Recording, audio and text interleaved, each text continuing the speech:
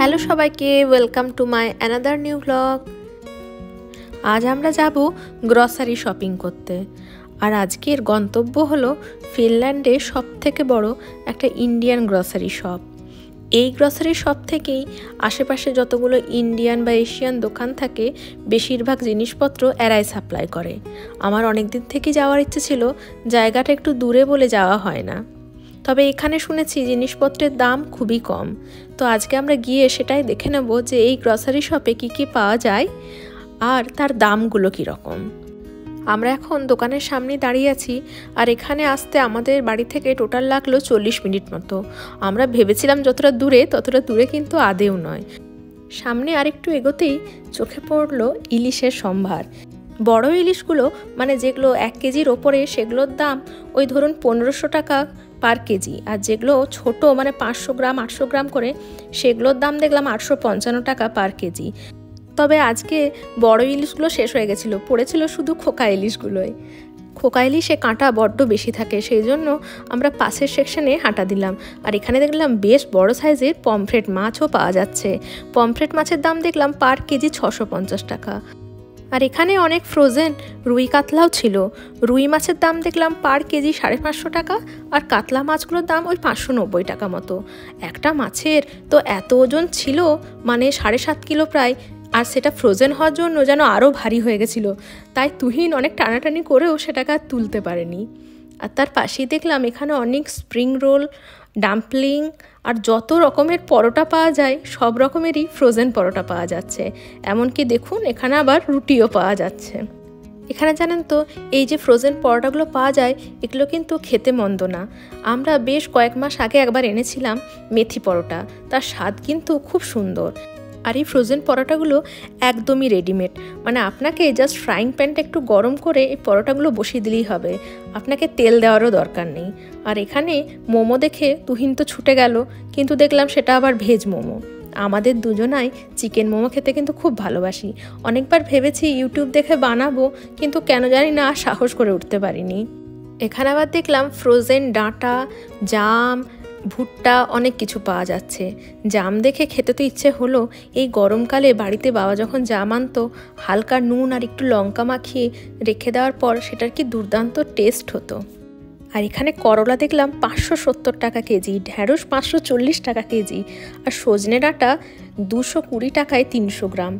দাম দেখে তো একটু অবাক হলাম, কিন্তু কি করব বলুন, এখানে তো এসব সবজি চাষ হয় না, সবই আসে ইন্ডিয়া, বাংলাদেশ ওখান থেকেই। কাজেই দাম কিন্তু একদম আকাশ ছোঁয়া।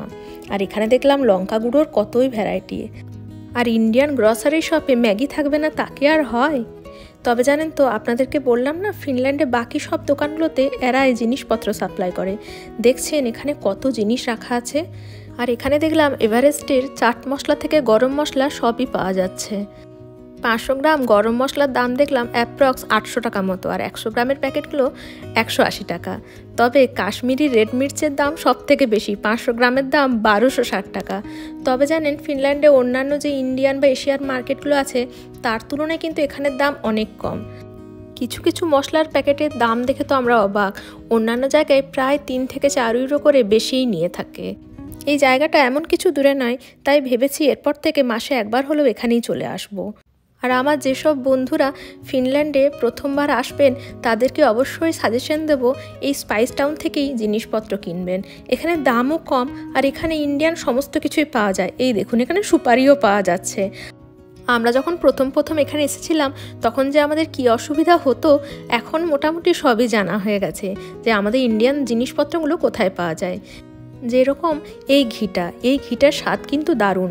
প্রথমবার যখন আমরা ফিনল্যান্ডে ঘি কিনেছিলাম একটা অন্য ব্র্যান্ডের ঘি কিনেছিলাম, ওটা একদম ডালডার মতো, না ছিল কোনো গন্ধ না ছিল কোনো টেস্ট। কিন্তু এই ঘিটা খুবই ভালো। এই ঘিটা 570 টাকা 500 গ্রামের জন্য নেয়। আর এখানে দেখলাম অনেক ফ্লেভারের আম পাঁপড় পাওয়া যাচ্ছে। আমার আগে ধারণা ছিল আম পাঁপড় মানে হয়তো শুধুই আমসত্ত্ব, তারপর দেখলাম না, এখানে ইমলি ফ্লেভারের, পেয়ারা ফ্লেভারেরও আম পাঁপড় পাওয়া যাচ্ছে। তবে ফিনল্যান্ডে যে সুপার মার্কেটগুলো আছে যেমন কে মার্কেটে, ওখানে কিন্তু খুব সুন্দর একটা আমসত্ত্ব পাওয়া যায়। আর এখানে দেখুন ডেসিকেটেড কোকোনাট পাওয়া যাচ্ছে। এগুলোর 1 কেজির দাম প্রায় ধরুন 670 টাকা করে, আর এগুলোতে কিন্তু কোনো রকম কোনো গন্ধ থাকে না। মিনিট 10 একটু গরম জলে ভিজিয়ে রেখে যদি পেস্ট করে নেন, সেই পেস্ট দিয়ে যে কি দারুণ চিংড়ি মাছের মালাইকারি হয় কি বলবো আপনাকে। আর এখানে দেখলাম একদম স্ন্যাক্সের ভান্ডার, ব্যানানা চিপস থেকে ভুজিয়া সব কিছুই পাওয়া যাচ্ছে। তবে 150 গ্রামের প্যাকেটগুলোর দাম ওই ধরুন 150 টাকা থেকে 200 টাকার মধ্যে। আর এখানে ফুচকারও দেখা পেয়ে গেলাম। ফুচকার 200 গ্রামের দাম 120 টাকা মতো। তবে এখানে ফুচকা খাওয়া মানে দুধের স্বাদ ঘোলে মেটানো, কারণ আমাদের ওখানে রাস্তার ধারে যে ফুচকার স্টলগুলোতে ফুচকা খায় তার তো স্বাদের কোনো তুলনা হবে না, তাই না বলুন। আর এখানে দেখলাম ভারী অদ্ভুত একটা জিনিস বিক্রি হচ্ছে, এগুলো হলো বেদানার বীজ। আচ্ছা, এই বেদানার বীজ দিয়ে কি কোনো রকম কিছু রান্না হয় নাকি কি হয় আমার ঠিক জানা নেই। যদি আপনাদের কারো জানা থাকে আমাকে প্লিজ কমেন্ট করে জানাবেন। আর এখানে দেখলাম গোটা গরম মশলাও পাওয়া যাচ্ছে। এটার 700 গ্রামের দাম ধরুন ওই 1060 টাকা মতো। আর এখানে হলুদের 400 গ্রামের দাম 220 টাকা মতো। আর এখানে মিষ্টি মুড়ি দেখতে পেয়ে আমি তো আনন্দে আটখানা। ছোটোবেলায় এগুলোকে বলতাম টিকটিকির ডিম। তো 100 গ্রামের দাম হলো মোটামুটি 75 টাকা মতো। আর এখানে টিকটিকির ডিমের কিন্তু অনেক ভ্যারাইটি আছে। আর এই কালো বড় এলাচের দেখলাম 200 গ্রামের দাম 570 টাকা মতো। আর তার পাশেই এই হোয়াইট পেপার, এর দামও দেখলাম বেশ কম, 100 গ্রামের দাম 200 টাকা। স্টার অ্যানিসের দামও 500 গ্রামের দাম 1500 টাকা। আর গোটা গোলমরিচের 1 কেজির প্যাকেটের দাম অ্যাপ্রক্স 1200 টাকা মতো। আর এই টিআরএস যে ব্র্যান্ডটা দেখছেন, এই ব্র্যান্ডের মশলাও কিন্তু খুব ভালো। এরপর আমরা চলে এসেছি ডালের কাছে। এখানে মুসুরির ডাল দেখলাম 270 টাকা কেজি। আর এখানে এমন কোনো ডাল নেই যেটা এখানে নেই। গোটা মুসুর থেকে সবুজ মুগ অবধি এখানে দেখলাম সবই পাওয়া যাচ্ছে। আর এখানে মুগের দাম 1 কেজির দাম 315 টাকা, এটাও দেখলাম বেশ সস্তা। ডালের পাশাপাশি এখানে দেখলাম জোয়ার, মিলেট এসবও পাওয়া যাচ্ছে। তবে আমার সব থেকে ভালো লেগেছে যে এখানে গুড় পাওয়া যায়। গুড়ের দেখলাম 500 গ্রাম প্যাকেটের দাম 270 টাকা। আর এখানে পাঁপড়ের থেকে নকুলদানা সব কিছুই পাওয়া যাচ্ছিল। আমরা যখন ফিনল্যান্ডে প্রথম আসি এই নকুলদানার খোঁজ করে করে আমরা তো একদম হয়রান হয়ে গেছিলাম, কিন্তু অবশেষে কোথাও না পেয়ে আমরা সেই একটা বছর ঠাকুরকে শুধু মিছরিই দিয়ে গেছি। আর এই দেখুন এখানে অনেক চাল পাওয়া যাচ্ছে। চালের দাম ধরুন ওই 20 কেজির দাম 4500 টাকার মতো। আর এই ব্র্যান্ডের চায়ের কোয়ালিটিটাও একদম দারুণ। ফিনল্যান্ডের কোনো দোকানেই আমি আমুল মিল্ক পাউডার দেখিনি, তার পরিবর্তে পেয়েছি এটার দাম 2.5 কেজির দাম 2600 টাকা। আর তারপরে চোখে পড়লো গোটা নারকেল, 1 পিস গোটা নারকেলের দাম 85 টাকা। এখানে দামের অবস্থাটা একবার ভাবুন। এই সেকশনে সব ফ্রেশ সবজি ছিল। এখানে কাঁচা আম থেকে কচু সবই পাওয়া যাচ্ছে। আর ডাঁটার দাম দেখলাম 810 টাকা কেজি। ফিনল্যান্ডে সাউথ ইন্ডিয়ান মানুষদের সংখ্যা অনেকটাই বেশি, তাই এখানে কারি পাতা, ডাঁটা মোটামুটি ইন্ডিয়ান যে কোনো শপে এলেই আমরা দেখতে পাই। এখানে পটল আর মেথিও দেখতে পেলাম। আর তার পাশে দেখতে পেলাম ঝিঙের দাম 630 টাকা কেজি। আর পাশেই দেখলাম লাউ রাখা আছে, ওটাও দেখলাম 630 টাকা কেজি। এখানে অনেক চেনাশোনা প্রসাধনীর মধ্যে দেখতে পেলাম মেহেন্দির দামও ওই 80 টাকা পার কোণ। আর কতদিন পর এখানে চেনা ব্র্যান্ডের সাবান দেখতে পেলাম। এখানে বেশিরভাগ সময় বডি ওয়াশই পাওয়া যায়, আর সাবান বলতে শুধুমাত্র ডাভের সাবানই বিক্রি হয়। আমাদের কেনাকাটা মোটামুটি শেষ হয়ে গেছে, তাও এদিক সেদিক একটুখানি ঘুরে দেখে নিচ্ছে আর কি পাওয়া যাচ্ছে। আর এখানে দেখলাম তিলের নাড়ু থেকে এই তিল পাটালি সবই পাওয়া যাচ্ছে। তুহিন ওদিকে বিল করিয়ে নিচ্ছে, আর আমি ভাবছি বাড়িতে গিয়েই এরপর রান্না বসাতে হবে। আমরা যখন বাড়ি পৌঁছাবো তখন অলরেডি মনে হয় রাত্রি 8টা বেজে যাবে। আর আজকের মেনুটাও একটু স্পেশাল। আজকে আমরা ওখান থেকে মাটন কিনেছি। এখানে জানেন তো মাটন নর্মালি পাওয়াই যায় না। আর হ্যাঁ, মাটন বলতে কিন্তু গোট মিট, মাটন মানে কিন্তু একদমই খাসির মাংস নয়। এখানে নর্মালি দোকানে ল্যাম্ব মিট পাওয়া যায়। ল্যাম্ব তো অনেকেই খেতে পারে না, অনেকেই পছন্দ করে না। আমরা নর্মালি চিকেন আর মাছ দিয়েই কাজ চালিয়ে নিই, তাই বাড়ি পৌঁছেই আগে রান্না শুরু করে দিলাম। এখানে ওই গোট মিটের দাম নিয়েছে 1 কেজির দাম 1400 টাকা।